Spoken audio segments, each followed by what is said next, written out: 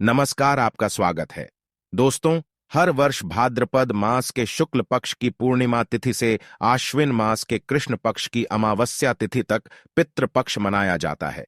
इस साल पितृपक्ष 29 सितंबर शुक्रवार के दिन प्रारंभ हो रहा है और 14 अक्टूबर के दिन पितृपक्ष का समापन होगा। पितृपक्ष 16 दिनों तक चलते हैं। इस दौरान मनुष्य को पितरों की संतुष्टि के लिए उपाय अवश्य करने चाहिए। जो भी पूरी श्रद्धा से अपने पितरों की मुक्ति की कामना करता है, उसके पितृ उसे सुख समृद्धि का आशीर्वाद प्रदान करते हैं। हमारी संस्कृति में पूर्वजों का आशीर्वाद प्राप्त करना बहुत ही आवश्यक होता है।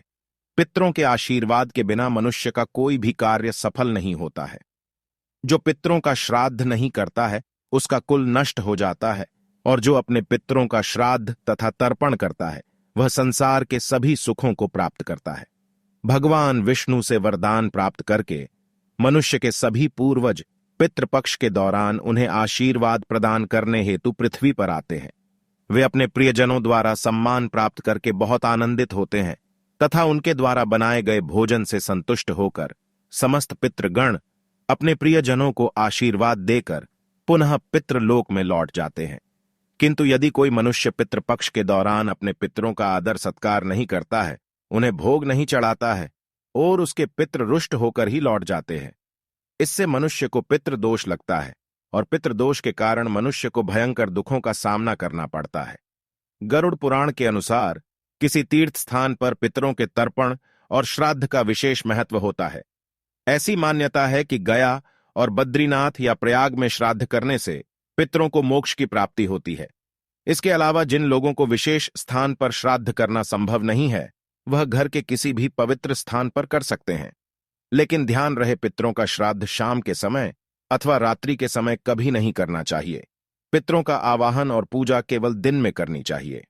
रात्रि में आवाहन करने में नकारात्मक शक्तियां घर में प्रवेश कर सकती हैं, अथवा जो पितृ प्रेत योनि में होते हैं वे घर में प्रवेश कर सकते हैं, जिससे घर में दुर्घटनाएं होने लगती हैं। दोस्तों, अगर आप इस चैनल पर नए हैं तो इसे सब्सक्राइब जरूर करें, कमेंट में जय श्री कृष्ण अवश्य लिखें, साथ ही वीडियो को लाइक जरूर करें। आइए जान लेते हैं, गरुड़ पुराण के अनुसार मनुष्य को अपने पितरों को प्रसन्न करने के लिए कौन से महत्वपूर्ण उपाय करने चाहिए। सबसे पहला उपाय, पितृपक्ष के दिनों में लोग मृत आत्माओं का आवाहन करते हैं, जिस कारण से पितरों के साथ अन्य प्रेत आत्माएं भी घर में प्रवेश करने का प्रयास करती है। ये प्रेत आत्माएं घर में भयंकर शोक की स्थिति निर्माण कर सकती है। इसीलिए पितृपक्ष में अपने घर के मुख्य द्वार के सामने जल का छिड़काव करें। इससे पितृगण अत्यंत संतुष्ट होते हैं और नकारात्मक शक्तियां घर में प्रवेश नहीं कर पाएंगी। दूसरा उपाय, पितृपक्ष में पितरों की संतुष्टि के लिए भोजन बनाया जाता है, लेकिन कुछ लोग इस भोजन को केवल पितरों की तस्वीर के सामने रख देते हैं। पितृ इस भोजन को ग्रहण नहीं कर पाते, इसीलिए आप थोड़ा सा भोजन गौमाता को, कुत्ते को अथवा कौवे को अवश्य खिलाए, जिससे यह भोजन आपके पितरों को प्राप्त हो सके। तीसरा उपाय, पितृपक्ष में पितरों को प्रसन्न करने के लिए उनकी तस्वीर के सामने शुद्ध घी का दीपक अवश्य जलाए और अपनी भूल के लिए क्षमा मांगकर उनका आवाहन करे। आपके पितृदेव आपकी सभी गलतियों को माफ करके आपको आशीर्वाद प्रदान करेंगे। चौथा उपाय, यदि आप किसी कारणवश पितृपक्ष में श्राद्ध आदि कर्म न कर पाए तो पितृपक्ष में दक्षिण दिशा में पितरों के लिए एक दीपक जलाए, गौमाता को रोटी खिलाए और आप जिस किसी भी स्थान पर मौजूद हो, दक्षिण दिशा में मुख करके अपने पितरों से क्षमा मांग ले। पांचवा उपाय, भगवान श्री कृष्ण कहते हैं, जो मनुष्य अपने मृत परिजनों के लिए तिल का दान करता है, वह समस्त पापों से मुक्त होकर वैकुंठ में जाता है। इसीलिए अपने पितरों का आशीर्वाद पाने के लिए आप पितृपक्ष में तिल का दान अवश्य करें। छठा उपाय, पितृपक्ष में भूल से भी नीम का पेड़, बरगद का पेड़ और पीपल का पेड़ नहीं काटना चाहिए। इससे मनुष्य को पितृदोष लगता है। पितृपक्ष में सर्प को मारने वाले व्यक्ति को भी पितृदोष का सामना करना पड़ता है। पितृदोष से बचने के लिए पितृपक्ष में एक पीपल का वृक्ष अवश्य लगाना चाहिए। इससे सभी दोष समाप्त होते हैं। सातवां उपाय, पितरों को प्रसन्न करने के लिए पितृपक्ष में तुलसी को तिल मिश्रित जल चढ़ाकर भगवान श्री हरि विष्णु से अपने पितरों की शांति के लिए प्रार्थना करें और ओम नमो भगवते वासुदेवाय नमः इस मंत्र का उच्चारण करें। इससे आपके समस्त पितृगण जिस किसी भी स्थान पर होंगे उनकी आत्मा को शांति प्राप्त होगी। 8वां उपाय, यदि आपको आपके पितरों की मृत्यु की तिथि पता नहीं है तो आपको पितरों के लिए सर्वपित्र अमावस्या के दिन श्राद्ध कर्म करने चाहिए। सर्वपित्र अमावस्या को पीपल के पेड़ में काले तिल, सफेद फूल तथा चंदन चढ़ाने से पितृदेव संतुष्ट होते हैं। आइए अब जानते हैं गरुड़ पुराण के अनुसार ऐसे वह कौन से व्यंजन हैं जो आपको पितरों के लिए बनाने चाहिए। सबसे पहले है दूध और चीनी से बनी खीर। पितरों के लिए अगर आप बहुत सारे व्यंजन ना बना पाए या आपकी परिस्थिति इस अनुकूल ना हो तो पितरों की तृप्ति के लिए आपको दूध और चीनी से बनी खीर अवश्य बनानी चाहिए, जिसमें सूखे मेवे डालकर पितरों को भोग चढ़ाएं। इस व्यंजन से उन्हें सबसे ज्यादा आनंद मिलता है और वे प्रसन्न होकर ही आपके द्वार से लौटते हैं। दूसरी चीज है कद्दू की सब्जी। गरुड़ पुराण के अनुसार कद्दू की सब्जी पितरों को अधिक प्रिय होती है। कद्दू को सात्विक व्यंजन माना जाता है जो श्राद्ध और प्रसाद में अक्सर परोसा जाता है। अगर आप भी श्राद्ध का भोजन बना रहे हैं तो कद्दू की सब्जी अवश्य बनाएं और पितरों का आवाहन करते हुए उन्हें अर्पण करें। तीसरी चीज है शुद्ध घी की रोटी। पितृपक्ष में पितरों के लिए शुद्ध घी से बनी रोटी अवश्य बनाएं और पितरों को याद करते हुए एक रोटी कौवे को और 2 छोटी रोटियां बनाकर गाय और कुत्ते को खिलाएं। इससे आपके पितृगण जिस भी रूप में धरती पर उपस्थित होंगे वे तृप्त होकर आपको अवश्य आशीर्वाद देंगे।